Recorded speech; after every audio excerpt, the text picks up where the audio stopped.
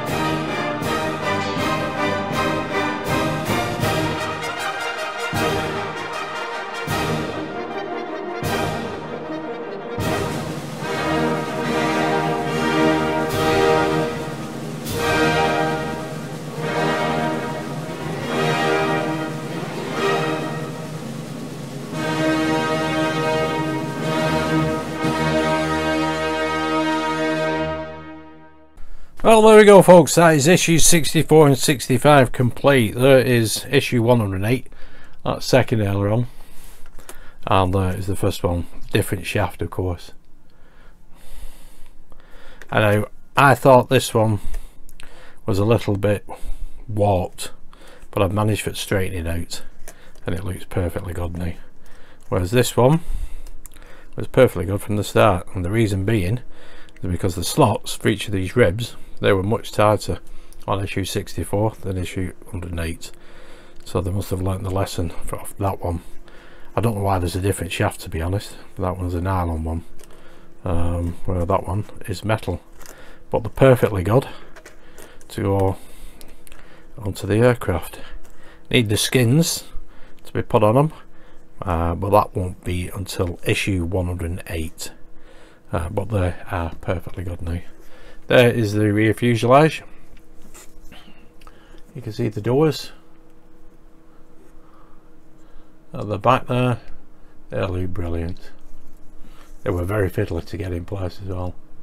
And that's it from the rear end. You can see the handle on either side of that door. It's red. And there's a little tank here. There we go. I had to take the parachute out to get the doors in place. Why we couldn't have put them on earlier, I do not know. And the grab handles in white with silver brackets. I thought there were a couple of those brackets missing, but they must have got caught up with everything else. They were so tiny. I must have just miscounted. Oh, they're doubled up. But the detail in there now is looking absolutely fantastic. We've got more to add as well with the next few issues. Ammunition boxes. Fantastic stuff. Absolutely loving it. And these look superb when they've got the skins on. I've already tried them with the skins and they're perfectly fine. Excellent. So there we go. Issue 64 and 65 complete. Absolutely loving this. I love all the detail. I do hope the die-cast version that comes out at the end of this year is going to be exactly the same as this. And that does remind me, this is not available in the shops. It's not available anywhere. You might find issues on eBay, but it was first released 12 or 13 years ago by Hachette as a Partwork. You can't find it anywhere. So if anybody tells you can find it in the shop, you simply can't. I was lucky enough to buy this at a private sale from a gentleman over in Yorkshire. I never started the build, but they did organise the instructions and the history, legacy and history of the Avro Lancaster bomber in 2 different folders. That's brilliant. Fantastic read as well. Anyway, the 66 and 67 we have next. Yeah, 66 is the next skin section is rivet marked, pasted and glued to the inner section of the right wing, and a ladder is assembled and installed in the rear fuselage. So we've got more parts to add in here. God knows where we're going to put it. I'll have to have a look at that. It's got to go near the compass up here somewhere. There's the compass, so the ladder must be along there somewhere. You can't put it here because there's a control panel for that flare tube. And then issue 67, we got the inboard right wing flap is assembled. Stringers are added. Excellent stuff. Yeah, that's looking rather long-winded. But we're gonna get there, definitely. This is fantastic. Anyway, if you did like that, please give us a big thumbs up, subscribe, hit that notification bell, and I'll see you soon for the next 2 issues. Take care. Thanks for tuning in and watching. Stay safe. Bye for now.